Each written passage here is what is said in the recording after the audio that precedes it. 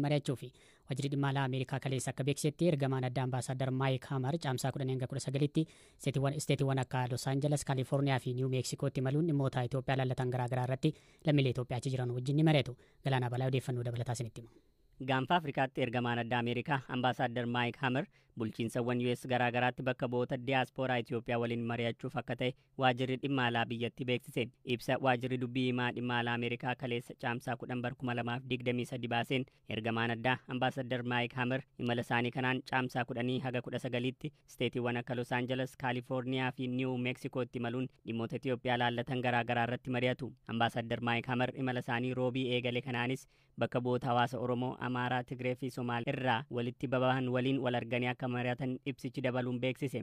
Ibsi waajjira dhimma alaa Ameerikaatiin bahe kun dabaluun akka jedhetti ergamaan addaa kun wayita bakka bu'oota hawaasaa diyaaspooraa Itoophiyaa waliin mari'atanitti dhimmoota hojiirra oolmaa walii galtee dhukaasa dhaabuu mootummaa Itoophiyaa fi TPLF jidduutti baatiiwwan dura raawwatame dabalate waa'ee jijjiiramoota amma Itoophiyaa keessatti mul'ataa jiran irrattis ni mari'atu. Waliigalteen nagaa waraana waggaa 2 kaaba biyyattii keessatti gaggeeffamee ture mootummaan Itoophiyaa fi TPLF Sadaasan 2022 Afrikaa Kibbaa Pretooriyaatti waliigaltee nagaa waliin mallatteessuun xumuruun isaanii ni yaadatama. Ambaasaadar Maayik Haamar waraana cimaa mootummaa Itoophiyaa fi TPLF jidduutti gaggeeffamaa ture akka karaa nagaatiin furamuuf namoota gahee olaanaa ba'an keessaa tokko ta'uun isaanii ni beekama.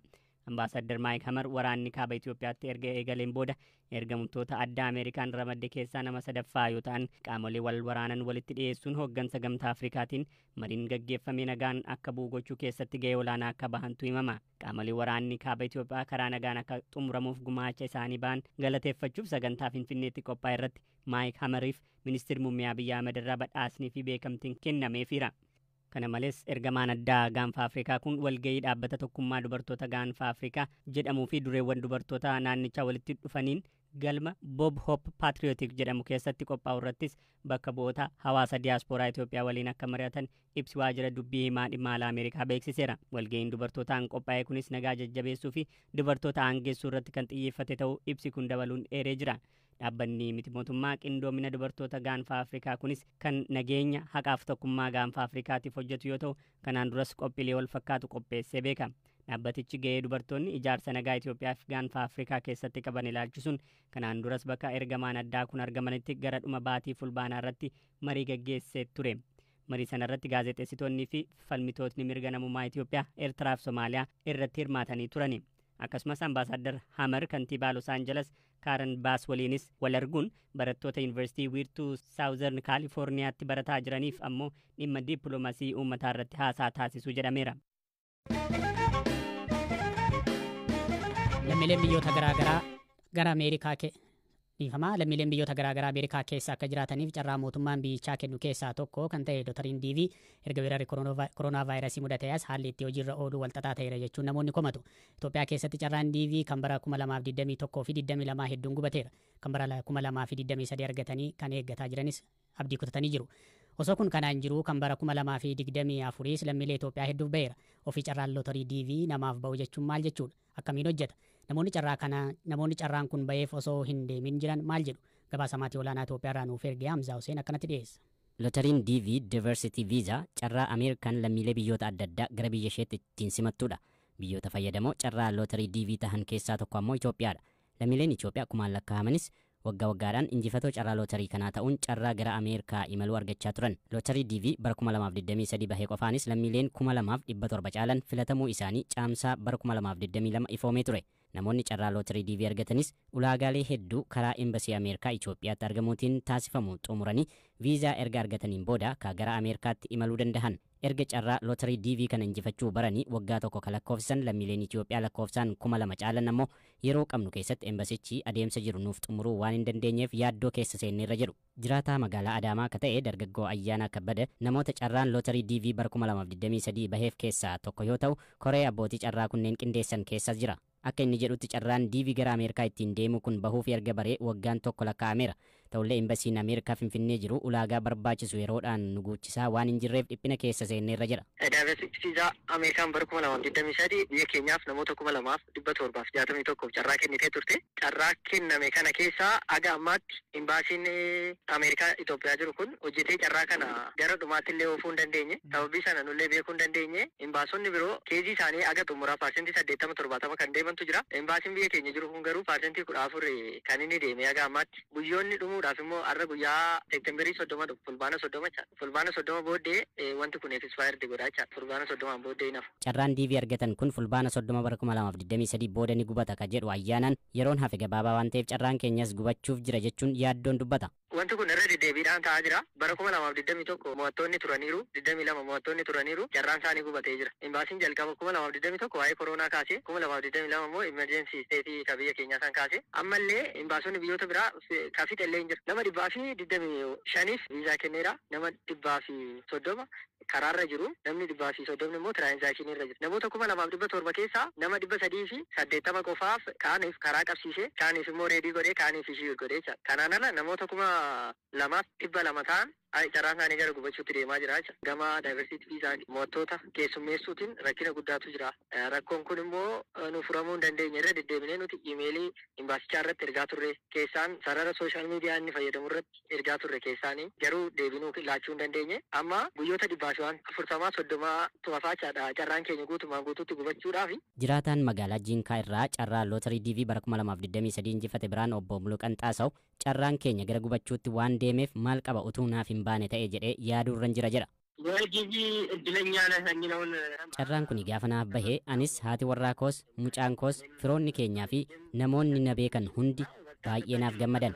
Jiinkaa keessatti namicha DV'n bahee fi Ameerikaa deemuuf jiru jedhamee odeeffame jechuun haala yeroo sana ture yaadata. Yeroo ammaa miira gaddaa fi jeequmsaan ka dubbatu obbo Muluqan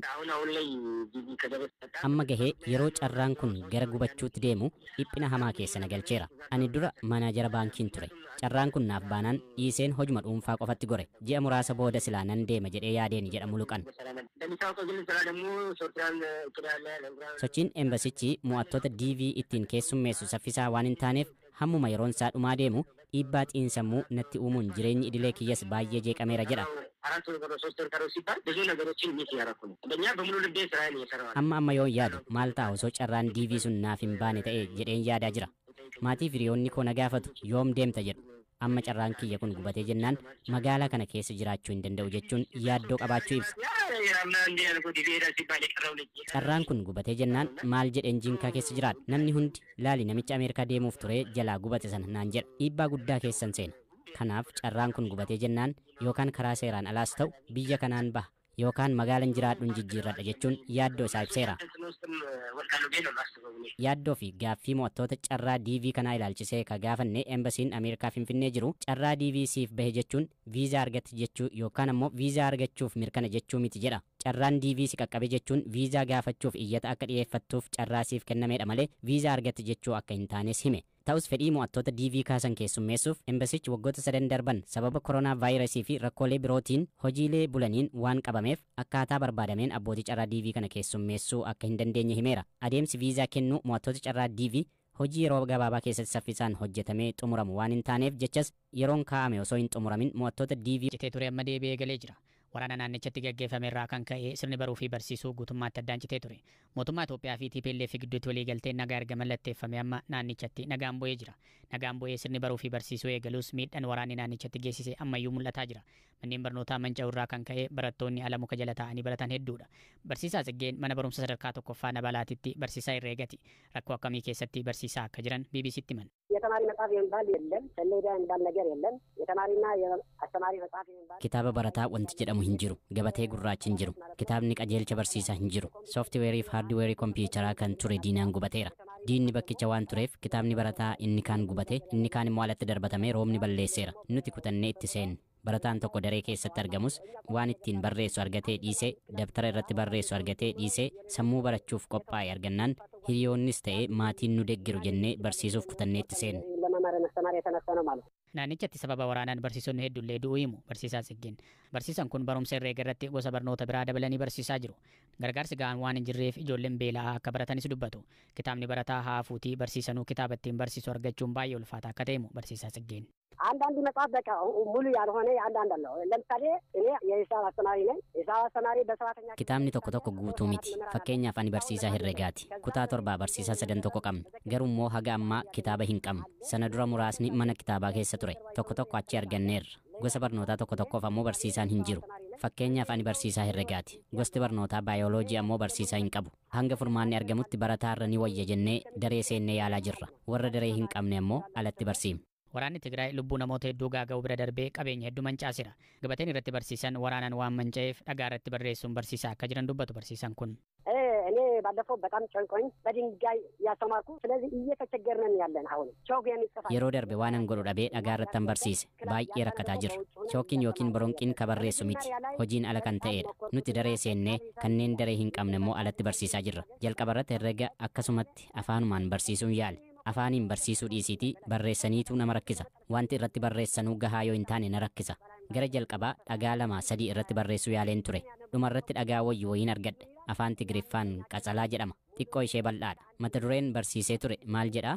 Lakkoofsa guutuu kutaa 5ffaa haga miliyoona 1tti jedha. Jalatti ammoo isa jechaan barreeffame lakkoofsaan barreessaa jedha. Ani ammoo fakkeenyaaf 112 jedhee jechaan dubbiseen erga dhagahanii booda barattoonni dhufanii lakkoofsa sana dhagaa irratti akka barreessan godha. Barattoonni dabtaraa fi waan ittiin barreessan hin qaban. Kan qaban 5 wayii hin caalan. Hundumtuu akka hirmaatan gochuuf jedheen ka'anii dhagaa irratti akka barreessan godhe.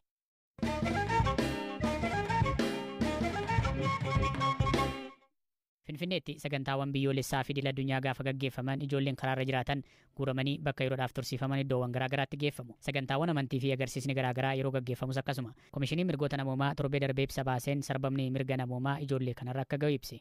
Ijoollee karaarra jiraatan 60 ta'an kanarra sarbamni mirga namoomaa ga'u maalidha? Komishinii mirgoota namoomaa Itoophiyaatti daayireektara kutaa hordoffii fi to'annoo mirga namoomaa kan ta'an Aadde Salaamaawit Girmaa BBC'n gaafateera. ኮሚሽኑ በተለያየ ጊዜ ጥቆማም ደርሶት ክትትል ሲያደርግ ቆይቷል። ምርመራዎች ካደረገ ኮሚሽኒchi eeruu isa ga'ee booda hordoffii bal'aa taasisaa tureera. Komishiniin keenya ganna bara darbeerraa eegalee sakatta'insa gaggeessaa tureera. Keessattuu wayita yaa'iiwwan idil addunyaa fi ayyaanonni waggaa gaggeeffaman dhimma ijoollee daandiirra jiraatanii itti dhiyeenyaan hordofaa ture. Wayita sagantaaleen akkanaa jiraatan daa'imman dabalatee namoota daandiirra jiraatan 1000 lakkaa'aman bakka isaan jiraatanii kaasuun ni mul'ata. Erga eeruun akkanaa nu bira ga'ee yeroo 3 ol qorannoo bal'aa gaggeessineerra. Bakka isaan geeffamanitti argamnee haala isaan keessa jiran daawwanneerra. Dhiittaa mirga namoomaa irratti raawwatamuu afaan isaanii irraa dhageenyeerra. Kana malees qaamolee mootummaa dhimma kanarratti dubbisneerra. Haala kanaan qorannoo gaggeessaa turre. Namoonni kunneen bakka jiraatanii humnaan kaafamuun mirga heerri mootummaa kenneef sarbaman.